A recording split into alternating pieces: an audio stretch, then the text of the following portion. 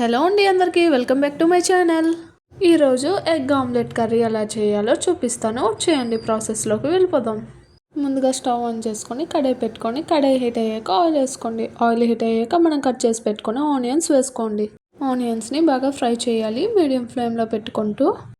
Onions బాగా fry అయ్యాక ginger garlic paste కూడా వేసుకొని పచ్చివాసన పోయినంత వరకు ఫ్రై చేసుకోవాలి. ఇక్కడ నేను 4 eggs చేసుకుంటున్నాను. 4 eggsకి 2 ఆనియన్స్ 2 టమాటోస్ అయితే సరిపోతాయి.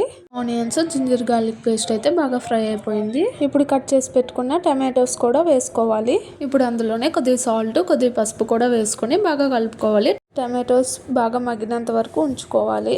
అప్పుడైతేనే మనకు గ్రేవీ బాగా వస్తుంది. అసలు ఎగ్ కర్రీలోని మనం ఎన్ని డిఫరెంట్ టైప్స్ చేసుకున్నా కూడా మనకి సరిపోదు కదా. కొత్తవన్నీ ట్రై చేస్తూ ఉంటాం. అలాంటిదే ఇది కూడా ఒకటి, ఎగ్ ఆమ్లెట్ కర్రీ.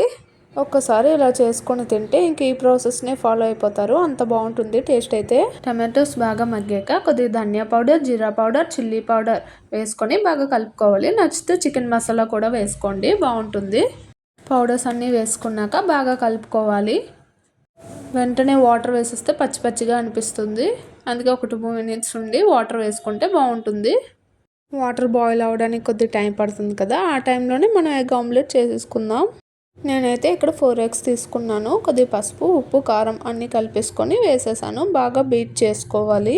ఎంత బాగా బీట్ చేసుకుంటే అంత ఫ్లఫీగా వస్తుంది ఆమ్లెట్. ఆమ్లెట్ అనేది ఫ్లఫీగా ఉంటేనే గ్రేవీ అనేది బాగా పడుతుంది. అప్పుడే టేస్ట్ ఉంటుంది ఆమ్లెట్కి. మీ దగ్గర ఒకవేళ చిన్న కడాయి ఉంటే చిన్న కడాయిలో వేసి చేసుకోండి. ఒక 4 times అవుతుంది. నేను ఒకేసారి పెద్ద కడాయిలో వేసేసి చేసేసాను, అదే ప్యాన్లోని. దానికి కట్ చేసుకుంటాను ఇప్పుడు చిన్న పీసెస్ లాగా. మరి చిన్నవి కాదు, మీడియం సైజులోని ఒక 4 pieces లాగా.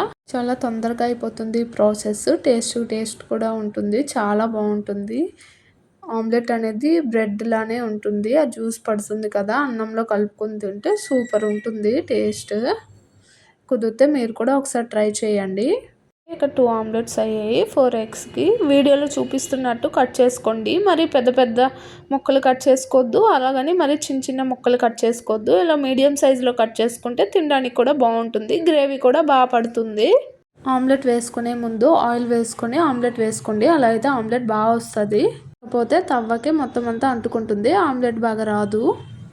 గ్రేవీ అయితే అయిపోయింది కదా. ఇప్పుడు మనం కట్ చేసి పెట్టుకున్న ఆమ్లెట్స్ తెచ్చి ఇందులో వేసుకోవాలి. ఒక 2 minutes ఆమ్లెట్ని బాగా గ్రేవీ పట్టినంత వరకు ఉంచుకొని స్టవ్ ఆఫ్ చేసేసుకుంటే అయిపోయినట్టే. ఎంతో టేస్టీ అయినా ఆమ్లెట్ కర్రీ అయితే రెడీ అయిపోయింది. వేడి అన్నంలో కలుపుకొని తింటే టేస్ట్ అయితే సూపర్ ఉంది.